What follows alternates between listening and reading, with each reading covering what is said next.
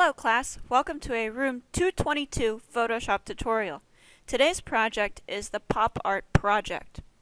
First off, I'm going to show you our example.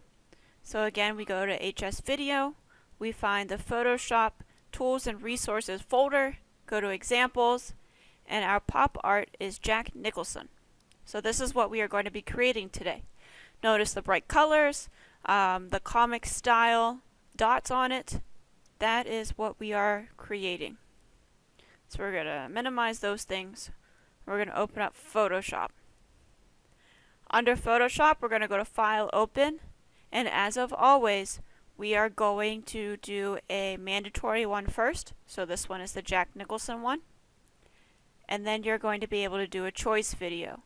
So you go under Photoshop Tools and Resources, we go to Stock Photos, People, Jack Nicholson. Open. First off, we're going to desaturate the image. To do that, you want to click Control-Shift-U. Makes it black and white. Next, we're going to go to Image, Image Size, and we're going to change the width to 500 pixels. We don't want to put it in percent. And then we're going to change the resolution to 72. You might have to go back up and rechange the width again to 500. So just make sure that is that. Click OK. It's going to make the image smaller, so we are going to scale to frame size, Control 0. And then next we're going to auto-tone it. To auto-tone, you can do Control-Shift-L, or you can go to auto-tone right here under Image. And that brings the darks darker and the lights lighter. Next, we are going to make a selection around the background to change it to a pure white. You can try using the quick selection tool, but the image is very small and it will have a hard time finding the background. So what I suggest, going to the polygon lasso tool and doing it this way. So I'm going to zoom in a little. Control plus. I'm going to start at the bottom and just work my way around. To do this, you just click every so often. It is a straight line, so if you have to go around a curve, you just have to click a little bit more often. And I'm going to work my way around his face, head, and shoulders. When I get to the area that is no longer on the screen, Photoshop will just motion the picture up, well down, and then that way I can continue clicking. And you're going to click generally just around the head, within the hair. Exactness doesn't really matter for this project as much. So it's just a general around the head, around the hair.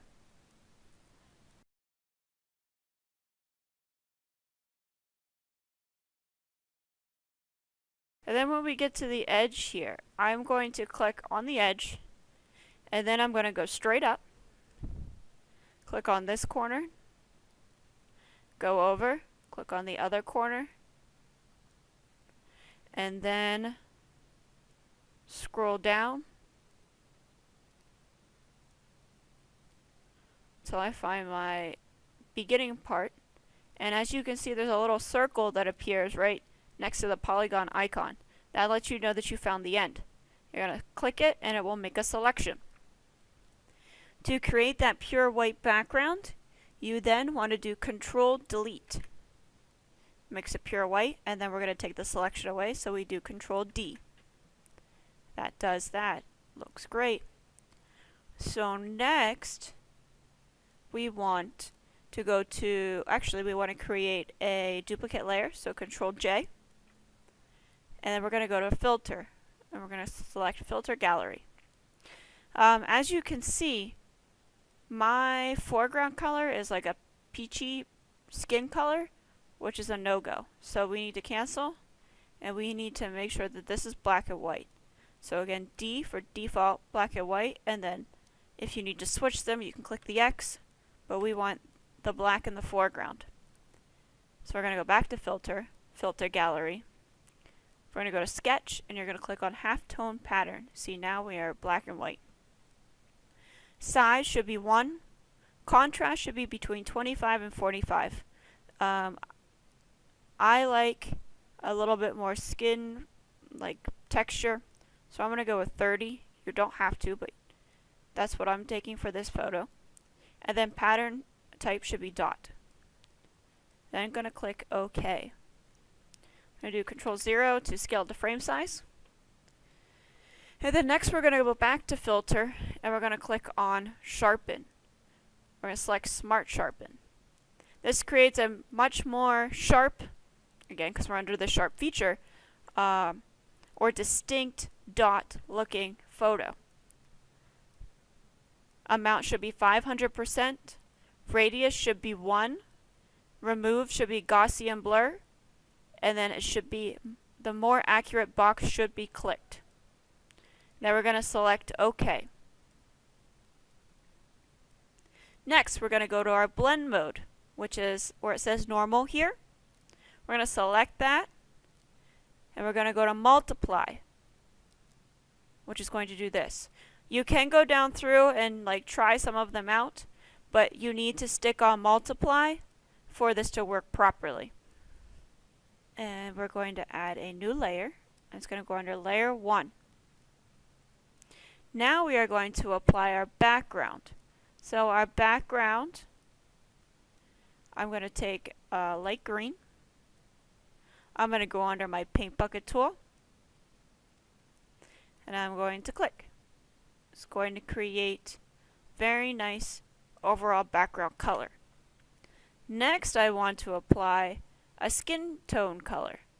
And to do this, and if you want to do the same, you're going to type in F7 CEB7, and it creates this very nice peachy color. Click OK. Go to your brush tool. Your brush tool should be relatively in the hardness range of about 40 to 60%, and then you're going to apply it to your picture. Make sure you're on layer 2, and make sure layer 2 is under layer 1. Alright, so I'm going to apply this all the way around. I'm going to go around his lips because I want to apply a different color for the lips. So I'm just going to do roughly around there. But I'm going to apply all the rest to his face and around his eyes. If you happen to go outside the lines, what you can do, so say I do this, click on your eye for your eyedropper tool, select the green, click B for brush, and then you can just go right over it. And then find your skin tone color again, click I for eyedropper, select, and then go back to B for brush. And then you can continue on your way.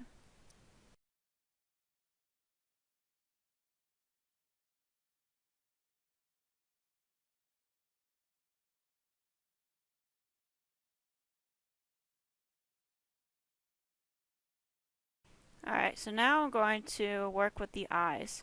I'm going to make my brush size a little bit smaller, and I'm going to change my foreground color to white and apply the whites of his eyes.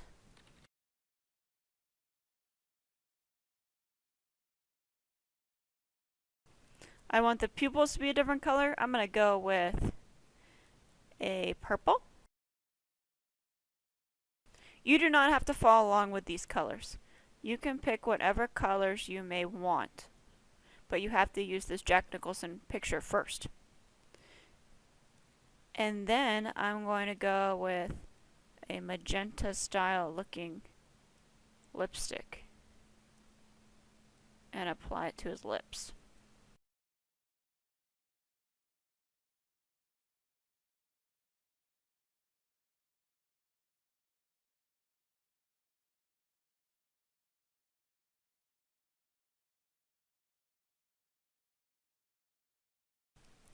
Okay, here's my photo, Control-0, and there we go. We have a very beautiful looking Jack Nicholson.